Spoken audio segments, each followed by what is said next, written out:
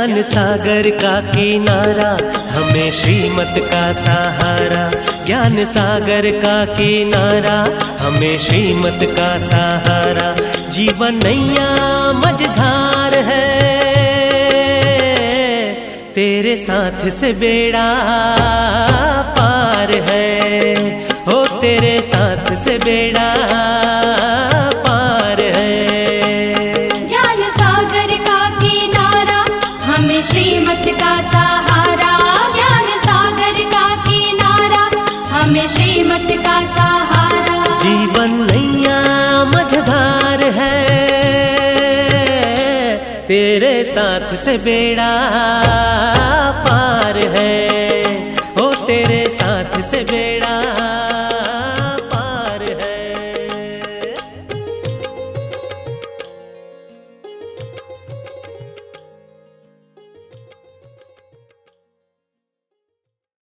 ओम शांति।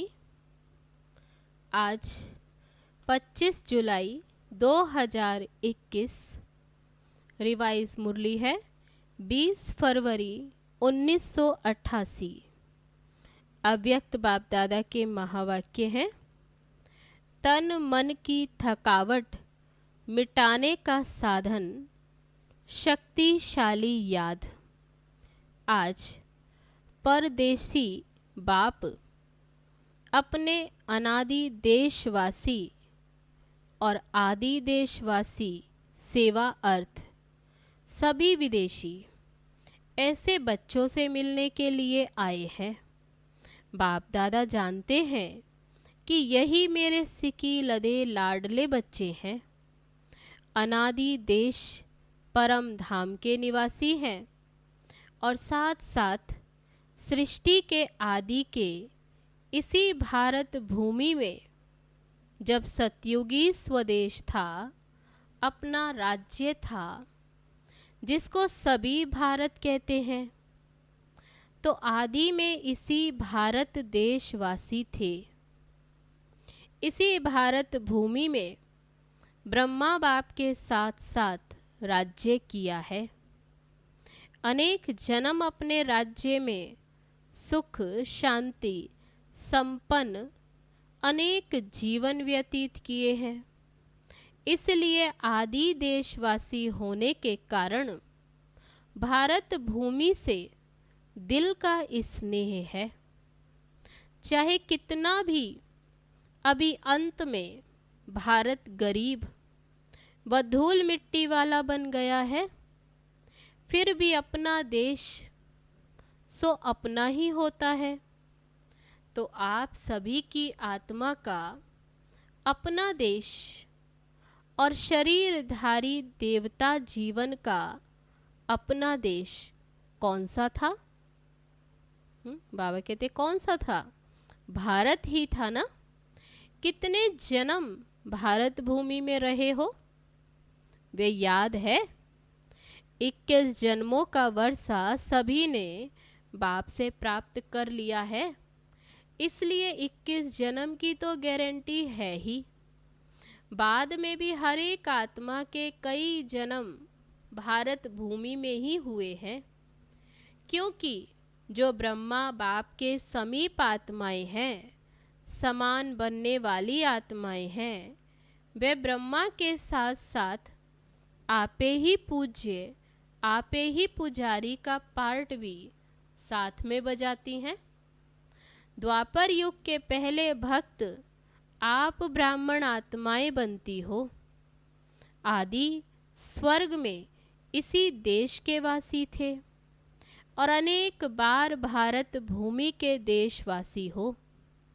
इसलिए ब्राह्मणों के अलौकिक संसार मधुबन से अति प्यार है। ये मधुबन ब्राह्मणों का छोटा सा संसार है, तो ये संसार बहुत अच्छा लगता है ना। यहाँ से जाने को दिल नहीं होती है ना। अगर अभी अभी ऑर्डर कर लें कि मधुबन निवासी बन जाओ तो खुश होंगे ना। वह ये संकल्प आएगा कि सेवा कौन करेगा। सेवा के लिए तो जाना ही चाहिए। बाप दादा कहे बैठ जाओ, फिर भी सेवा याद आएगी। सेवा कराने वाला कौन है? जो बाप का डायरेक्शन हो, श्रीमत हो, उसको उसी रूप में पालन करना। इसको कहते हैं सच्चा आज्ञाकारी बच्चा। बाप दादा जानते हैं मधुबन में बिठाना है, व सेवा पर भेजना है। ब्राह्मण बच्चों को हर बात में एवर रेडी रहना है। अभी अभी जो डायरेक्शन मिले उसमें एवर रेडी रहना है। संकल्प मात्र भी मनमत मिक्स ना हो। इसको कहते हैं श्रीमत पर चलना। श्रीमत पर चलने वाली श्रेष्ठ आत्मा। ये तो जानते हो कि सेवा के जिम्मेवार बाप दादा है, वह आप हैं। इस जिम्मेवारी से तो आप हल्के हो ना, कि जिम्मेवारी का थोड़ा थोड़ा बोझ है। बाबा पूछते हल्के हो या जिम्मेवारी का बोझ है? इतना बड़ा प्रोग्राम करना है, ये करना है, बोझ तो नहीं समझते हो? करावनहार करा रहा है। करावनहार एक ही बाप है। किसी की भी बुद्धि को टच कर विश्व सेवा का कार्य कराते रहते हैं और कराते रहेंगे। सिर्फ निमित्त बच्चों को इसलिए बनाते हैं कि जो करेगा सो पाएगा। पाने वाले बच्चे हैं, बाप को पाना नहीं है। प्रारब्ध पाना या सेवा का फल अनुभव होना, ये आत्माओं का काम है। इसलिए निमित्त बच्चों को बनाते हैं। साकार रूप में भी सेवा कराने का कार्य देखा, और अभी अव्यक्त रूप में भी करावनहार बाप अव्यक्त ब्रह्मा द्वारा भी कैसे सेवा करा रहे हैं, ये भी देख रहे हो। अव्यक्त सेवा की गति और ही तीव्र गति है। कराने वाला करा रहा है और आप कठपुतली के समान नाच रहे हो। ये सेवा भी एक खेल है। तो बाबा कहते कराने वाला करा रहा है और आप निमित्त बन एक कदम का पदम गुणा प्रारब्ध बना रहे हो। तो बोझ किसके ऊपर है? कराने वाले पर या करने वाले पर? बाप तो जानते हैं ये भी बोझ नहीं है।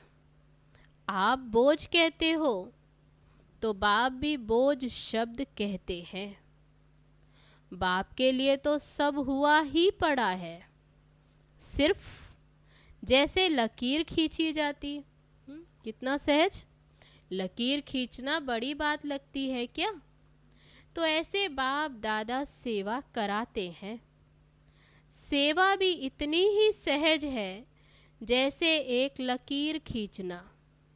रिपीट कर रहे हैं, निमित्त खेल रहे हैं, इतना सहज। जैसे माया का विघन खेल है, तो सेवा भी मेहनत नहीं लेकिन खेल है। ऐसे समझने से सेवा में सदा ही रिफ्रेशमेंट अनुभव करेंगे। जैसे कोई खेल किस लिए करते हैं? थकने के लिए नहीं, रिफ्रेश होने के लिए खेल करते हैं। चाहे कितना भी बड़ा कार्य हो, लेकिन ऐसा ही अनुभव करेंगे जैसे खेल करने से रिफ्रेश हो जाते। चाहे कितना भी थकाने वाला खेल हो, लेकिन खेल समझने से थकावट नहीं होती, क्योंकि अपने दिल की रुचि से खेल किया जाता है। चाहे खेल में कितना भी हार्ड वर्क करना पड़े, लेकिन वह भी मनोरंजन लगता है, क्योंकि अपनी दिल से करते हो। और कोई लौकिक कार्य बोझ मिसल होता है, निर्वाह अर्थ करना ही पड़ेगा, तो वह बोझ लगता। ड्यूटी समझ कर करते हैं, इसलिए मेहनत लगती है। चाहे शारीरिक मेहनत, चाहे बुद्धि की मेहनत का काम है, लेकिन ड्यूटी समझ कर करने से थकावट अनुभव करेंगे, क्योंकि वह दिल की खुशी से नहीं करते हैं। जो अपने मन के उमंग से, खुशी से कार्य किया जाता है, उसमें थकावट नहीं होती, बोझ अनुभव नहीं होता। कहाँ कहाँ बच्चों के ऊपर सेवा के हिसाब से ज़्यादा कार्य भी आ जाता है, इसलिए भी कभी कभी थकावट फील होती। बाप दादा देखते हैं कि बच्चे कई अथक बन जाते, कई बच्चे तो अथक बन सेवा करते, उमंग उत्साह में भी रहते, फिर भी हिम्मत रख आगे बढ़ रहे हैं। ये देख बाप दादा भी हर्षित होते। फिर भी सदा बुद्धि को हल्का जरूर रखो। बाप दादा बच्चों के सब प्लान प्रोग्राम वतन में बैठ देखते रहते हैं। हर एक बच्चे की याद और सेवा का रिकॉर्ड बाप दादा के पास हर समय का रहता है। जैसे आपकी दुनिया में रिकॉर्ड रखने के कई साधन हैं, बाप के पास साइंस के साधनों से भी रिफाइन साधन है, स्वतः ही कार्य करते रहते। जैसे साइंस के साधन जो भी कार्य करते हैं वे लाइट के आधार से करते हैं। सूक्ष्म वतन तो है ही लाइट का, साकार वतन की लाइट के साधन फिर भी प्रकृति के साधन है, लेकिन अव्यक्त वतन के साधन प्रकृति के नहीं है और प्रकृति रूप बदलती है। सतो रजो तमो में परिवर्तन होती है। इस समय तो है ही तमोगुणी वृत्त प्रकृति। बाबा कहते इस समय जो प्रकृति है वह है ही तमोगुणी, इसलिए ये साधन आज चलेंगे कल नहीं चलेंगे। लेकिन अव्यक्त वतन के साधन वे प्रकृति से परे हैं, इसलिए वे परिवर्तन में नहीं आते। जब चाहो जैसे चाहो सूक्ष्म साधन सदा ही अपना कार्य करते रहते हैं। इसलिए सब बच्चों के रिकॉर्ड देखना बाप दादा के लिए बड़ी बात नहीं है। आप लोगों को तो साधनों को संभालना ही मुश्किल हो जाता, तो बाप दादा याद और सेवा का दोनों ही रिकॉर्ड देखते हैं, क्योंकि दोनों का बैलेंस एक्स्ट्रा ब्लेसिंग दिलाता है। जैसे सेवा के लिए समय निकालते हो तो उसमें कभी नियम से भी ज़्यादा लगा देते हो। सेवा में समय लगाना बहुत अच्छी बात है और सेवा का बल भी मिलता है। सेवा में बिजी होने के कारण छोटी छोटी बातों से बच भी जाते हो। बाप दादा बच्चों की सेवा पर बहुत खुश है, हिम्मत पर बलिहार जाते हैं।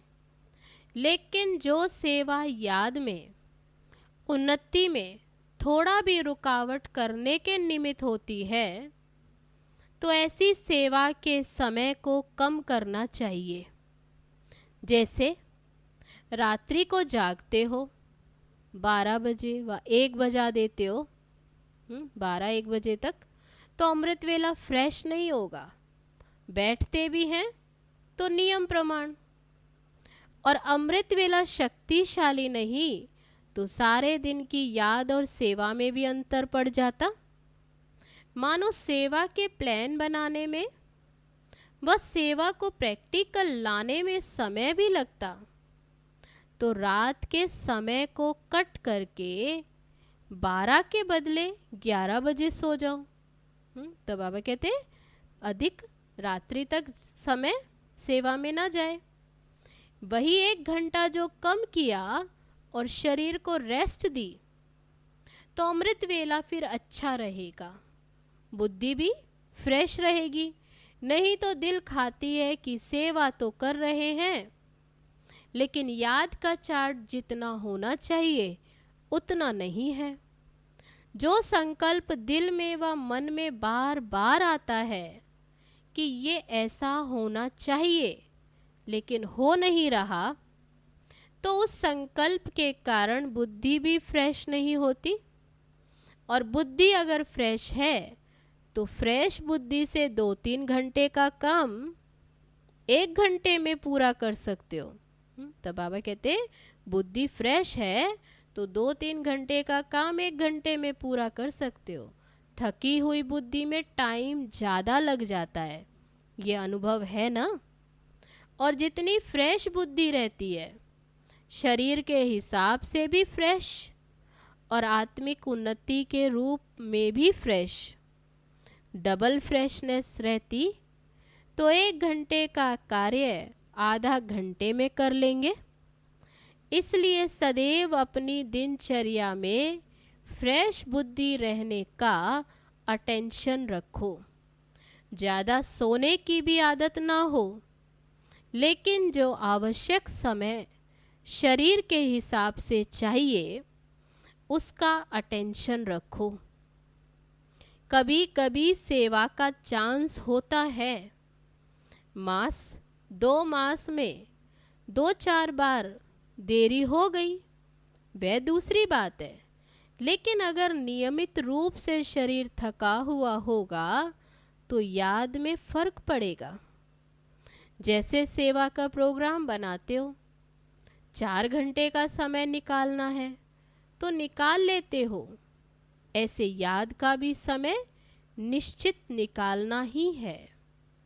इसको ही आवश्यक समझ इस विधि से अपना प्रोग्राम बनाओ। सुस्ती नहीं हो लेकिन शरीर को रेस्ट दो। इस विधि से चलो, क्योंकि दिन प्रतिदिन सेवा का तो और ही तीव्र गति से आगे बढ़ने का समय आता जा रहा है। आप समझते हो अच्छा ये 1 वर्ष का कार्य पूरा हो जाएगा, फिर रेस्ट कर लेंगे, ठीक कर लेंगे, याद को फिर ज़्यादा बढ़ा लेंगे। लेकिन सेवा के कार्य तो दिन प्रतिदिन नए से नए और बड़े से बड़े होने ही हैं। इसलिए सदा बैलेंस रखो, अमृत वेला फ्रेश हो। बाबा कहते अच्छी रीति योग करेंगे अमृत वेला, फिर वही काम सारे दिन में समय प्रमाण करो तो बाप की ब्लेसिंग भी एक्स्ट्रा मिलेगी और बुद्धि भी फ्रेश होने के कारण बहुत जल्दी और सफलता पूर्वक कार्य कर सकेंगी। समझा? बाप दादा देख रहे हैं बच्चों में उमंग बहुत है, इसलिए शरीर का भी नहीं सोचते, उमंग उत्साह से आगे बढ़ रहे हैं। आगे बढ़ाना बाप दादा को अच्छा लगता है, फिर भी बैलेंस अवश्य चाहिए।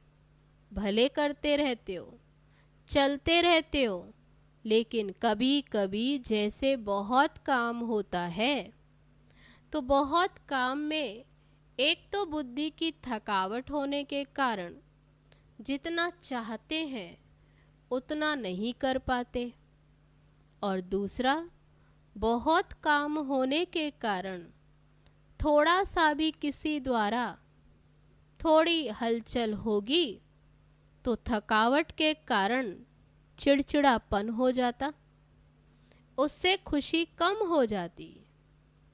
वैसे अंदर ठीक रहते हो, सेवा का बल भी मिल रहा है, खुशी भी मिल रही है, फिर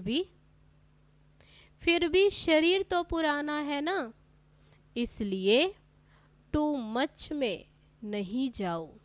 बाबा कहते बैलेंस रखो। याद के चार्ट पर थकावट का असर नहीं होना चाहिए। जितना सेवा में बिजी रहते हैं, भल कितना भी बिजी रहो, लेकिन थकावट मिटाने का विशेष साधन हर घंटे व 2 घंटे में 1 मिनट भी शक्तिशाली याद का अवश्य निकालो। जैसे कोई शरीर में कमजोर होता है तो शरीर को शक्ति देने के लिए डॉक्टर्स 2-2 घंटे बाद ताकत की दवाई पीने के लिए देते हैं। टाइम निकाल दवाई पीनी पड़ती है ना, तो बीच बीच में 1 मिनट भी अगर शक्तिशाली याद का निकालो तो उसमें ABC सब विटामिन आ जाएंगे। सुनाया था ना कि शक्तिशाली याद सदा क्यों नहीं रहती? जब है ही बाप के और बाप आपका, सर्व संबंध है, दिल का स्नेह है, नॉलेजफुल हो, प्राप्ति के अनुभवी हो, फिर भी शक्तिशाली याद सदा क्यों नहीं रहती? उसका कारण क्या? अपनी याद का लिंक नहीं रखते।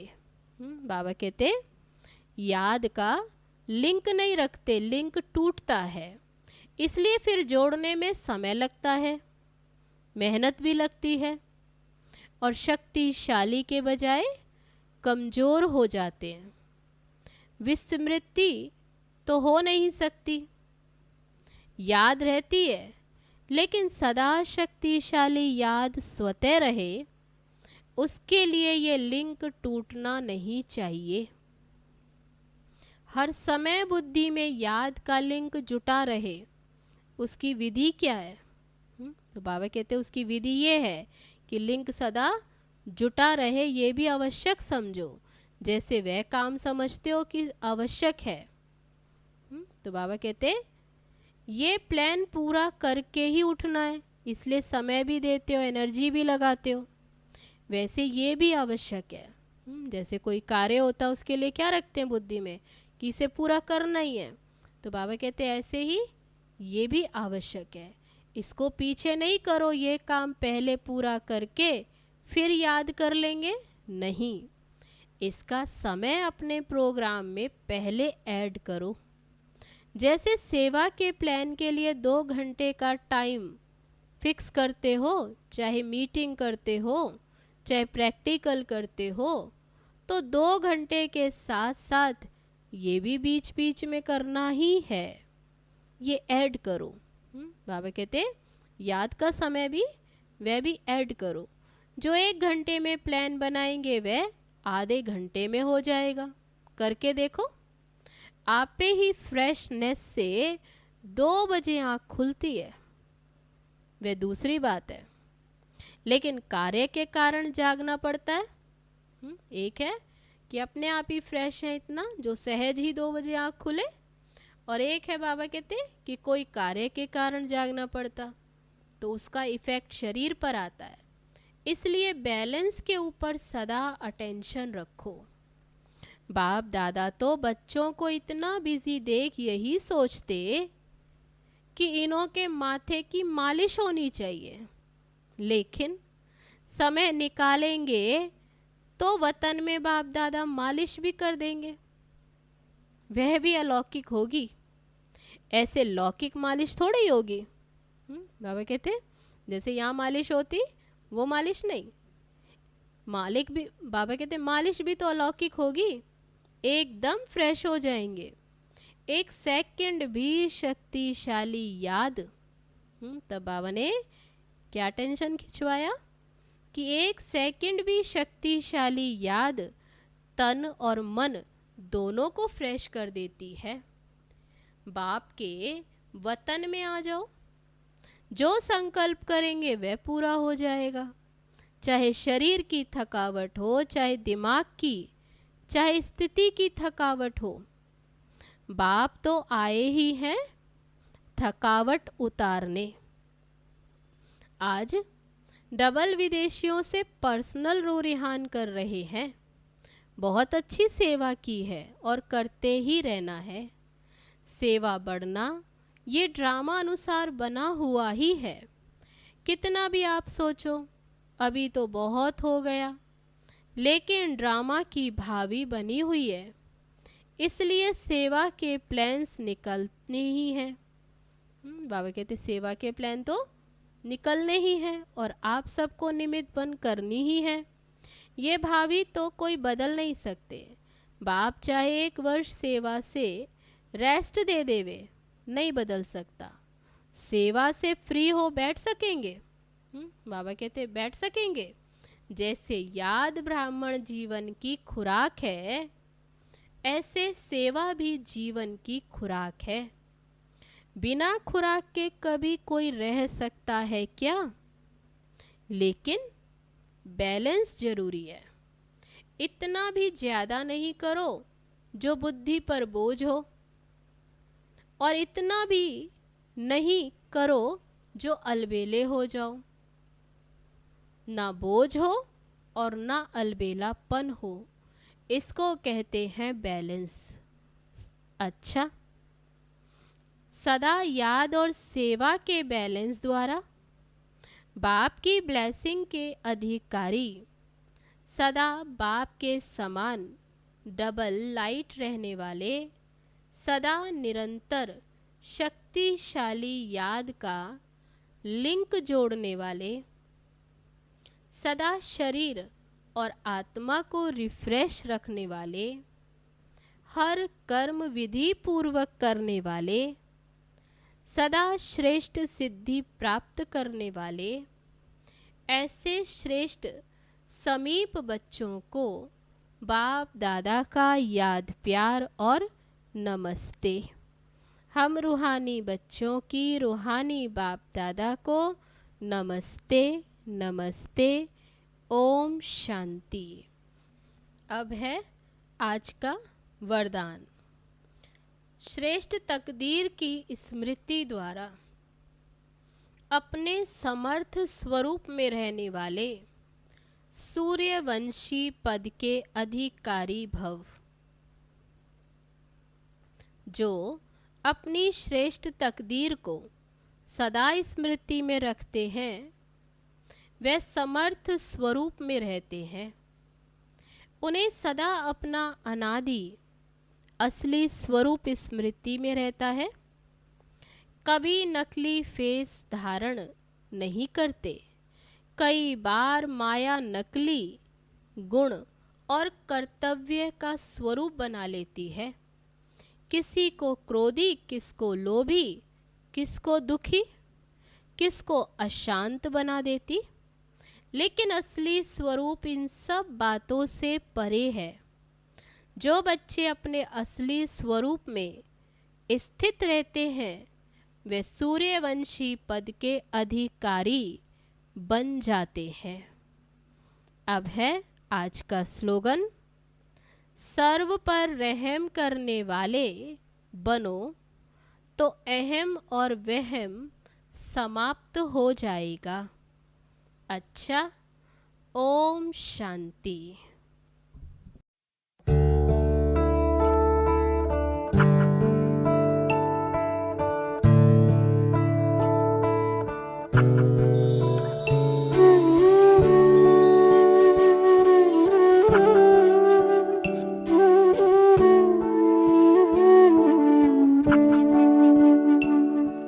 बाबा तुम कितने अच्छे हो, बाबा तुम कितने प्यारे हो। सच कहते हैं हम एक तुम ही अपनी आँखियों के तारे हो।